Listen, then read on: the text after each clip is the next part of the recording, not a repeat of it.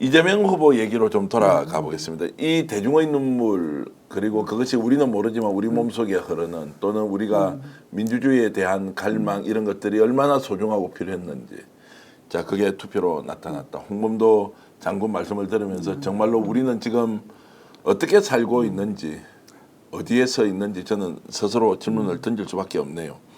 이재명 후보는 눈물이 원래 많은 사람입니까? 어떤 사람이었죠?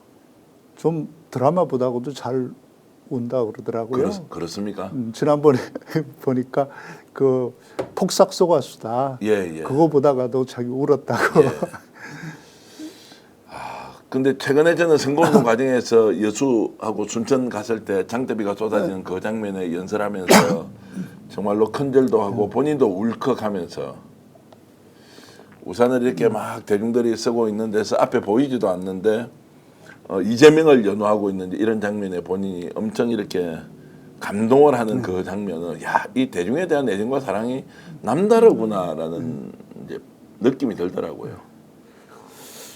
이재명 후보가 저는 정말 대단한 것은 그 무수저에서 그 화전민촌에서 태어나서 고시에 합격해서 변호사가 되고 그리고 시장이 되고 도지사가 되고 대통령 후보로 성공한 그게 아니라고 생각합니다. 정말 이재명 후보가 대단한 건 혼자 성공하려고 하지 않았다는 사실입니다. 이재명 후보는 한 번도 자기 혼자 성공하려고 했던 적이 없는 사람입니다. 제가 그 이재명 후보 일기를 보면서 굉장히 놀랐던 장면 중에 하나가 어떤 거냐면 그때 같은 공장에서 고시 공부 같이 하는 친구가 하나 있었어요. 공장에서 공부하면 공장 동료들, 고참들이 싫어해요. 자식이 공돌이 주제에 뭐 잘난 체하고 공부해? 이런 분위기니까 공부 같이 하는 친구 하나가 얼마나 소중했겠어요. 그래서 같이 우리 공부해서 우리 인생을 좀 바꿔보자. 그랬던 친구가 심정훈이라고 하는 친구예요.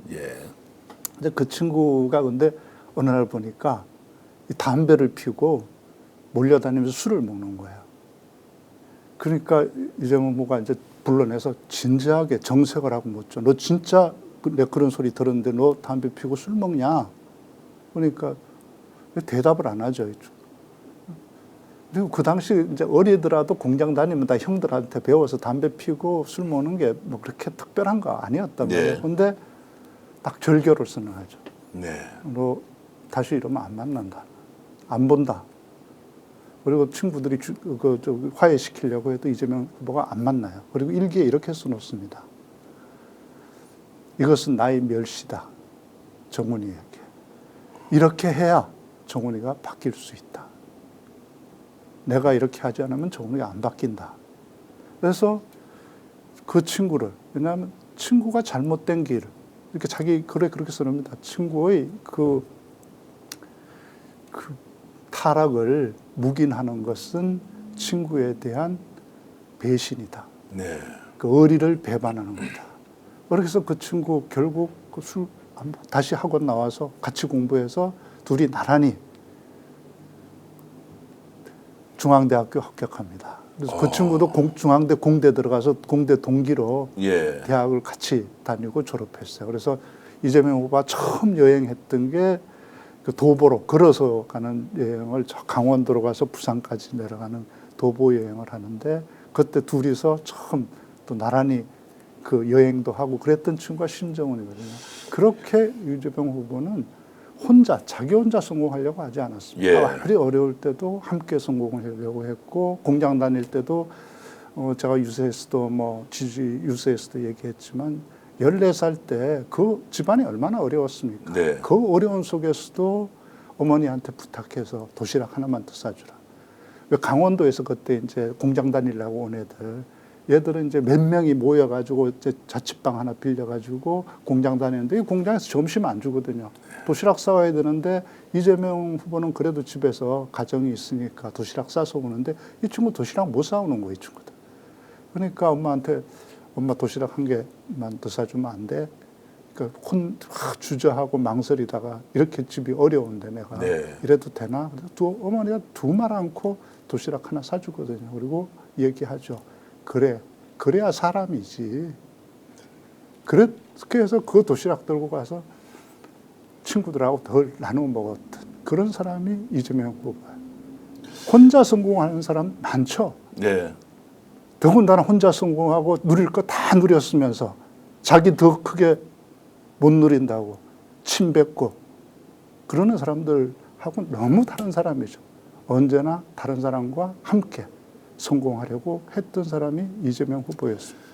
조금 전에 언급하셨던 그런 사람보다 더한 사람 있죠. 그렇게 해서 어려운 시절 다 잊어버리고 그렇게 살고 있는 사람들 멸치하고 오히려 짓밟으면서 자신은 마치 태어날 때부터 성공을 위해서만 달려올 수밖에 없는 운명의 소지자인 것처럼 하는 사람도 정말 많은데, 야, 그 어려운 시절에 도시락을 그렇게 어머니한테 한 개 더 싸달라고 해서 강원도에서 왔던 친구, 본인도 정말로 지질이 궁상처럼 가난했을 거 아니에요.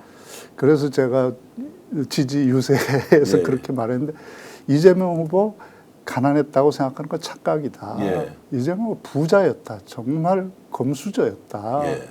14살 나이로 친구들 도시락 한 개 더 사들고 다닐 수 있는 사람 대한민국에 그 시절 누가 있었나? 이재명뿐이 없었다. 이재명만큼 부자였던 사람 없다. 그리고 자식이 또 그 부탁했을 때 그 어려운 살림에서도 두말 않고 도시락 사주면서 그래야 사람이지. 이렇게 말할 수 있는 어머니. 그 어머니의 사랑을 넘치도록 받고 자랐던 사람이 이재명 후보야. 이것보다 더 부자인 사람이 누가 있었겠습니까? 조금 전에 우리 PD가 그 편집글 올려주었는데 그 내용도 제가 잠깐 여쭤보겠습니다. 이게 지금 어떤 내용입니까? 기억을 좀 하시겠습니까? 대학에 가려면 좋은 대학에 가야 한다는 가치관이 나의 가슴 한구석에 자리 잡고 있다. 하지만 이것은 허황된 꿈인지도 모른다. 어떻게든지 이 꿈은 현실화시켜야 할 텐데. 아버지가 이제 마지막에 또 그러거든요. 예. 그런 이렇게 허황된 꿈 꾸지 말고 야간 대학에 가라. 예. 그러니까 자기는 이 공부를 하려면 제대로 하겠다. 예. 제대로 된 대학에 가서 제대로 공부하겠다. 이제 이렇게 반항하죠. 예. 저한테. 그렇게 한 거고. 네. 아까 다른 편집글도 있었는데 한번 띄워 주시겠습니까? 정말 이래도 되는 건지, 나중에 다시 공부 시작한다는 게 가능할지, 팔만 괜찮다면 열심히 해보겠다. 반팔 입고 다닐 수 있는 날이 언제나 오려는지, 매일 긴팔 남방 입고 다니는 것이 지겹다. 남들이 모두 나만 쳐다보는 것 같은 느낌이 든다. 아, 이래서 내가 되는 건지. 이렇게 이재명 일기 참 가슴 아픕니다. 이게 그러니까 팔이 이게 이제 왼팔이죠. 왼팔이 다쳐서 이제 이게 팔이 굽으니까 굽어서, 예. 이게 이제 그러니까 보여주기 싫으니까 예. 여름에도 늘 긴 팔을. 예, 예. 그래서 심정은 아까 얘기했던 그 이재명 후보와 같이 학원에서 공부했던 예. 심정은 선생을 만나서 제가 얘기 들으니까 자기 학원 내에서 이제 자기는 학원을 4달짜리 중학교 검정고시를 이제 고입 검정고시를 네. 4달 공부하거든요. 학원 기간이 4달짜리예요. 예. 4달 이렇게 등록해서 공부하는데 이재명 후보는 늦게 등록을 했어요. 예. 그러니까 늦게 등록을 해서 그 3달뿐이 공부를 못 해요. 그리고 그 심정우는 4달을 다 해요. 그러니까 자기는 한 달 뒤에 다니고 있을 때 이재명 후보가 와서 만났는데 같은 공장이니까 우연히 이제 예. 같은 공장 다니게 돼. 근데 옷을 처음 만났을 때부터 늘 여름인데 긴 팔을 입고 다녀. 근데 이제 자기는 왜 긴 팔을 입고 다니는지 몰랐다. 나중에서야 한참 지나고 나중에서야 그 사실을 알았다. 네. 그렇게 그 공부했던 사람이 이재명 후보죠. 자, 오늘 방송 어떠셨습니까? 마음에 들었다면 구독, 좋아요로 스픽스를 응원해 주십시오. 여러분들의 구독, 좋아요는 가장 큰 힘이 됩니다. 스픽스 구독, 좋아요.